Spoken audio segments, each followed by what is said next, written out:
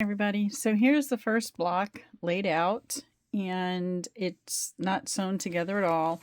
So I'm going to explain to you how I sew it together. So the first thing I'm going to do is I'm going to start in the center and I'm going to sew my 4-patch together first. I'll flip these two pieces together and then I'm going to sew that. And then once it's sewn, I'll sew it here. I don't have a way to show it to you as I do it, so we're going to have to do this in pieces. Okay, so here's the 4-patch sewn, and I did open up my 4-patch in the center so that it would lay flatter as I machine quilt this later. And I'm just finger pressing this down. I'm not doing anything fancy to it. The cool thing is, once it's sewn together, I checked with the other blocks in the pattern, and it doesn't matter if you lay it out with the dark pieces going this way, or if you turn it, I'm trying to move everything, and put the light here. She's got it in the pattern all mixed up, so I kind of like how this looks. Now normally I would have done the entire 4 patches together, but I selected the star points and the background fabric to match the piece in here.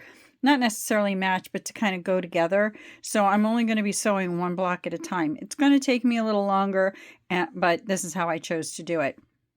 To do the flying geese, what I'm going to do is I'm going to flip this and have the corner points match here at this end, and then I'll have a piece left over here at the top. And when I sew it together, when I sew both of these together, I'll have a 1/4 of an inch piece and it'll lay flush up against this one. And ideally my point is going to match this. So that's the next step. So I'll show you how I do that. Okay, so I sewed all these together and you can see there is the 1/4 inch, not half inch, 1/4 of an inch piece there.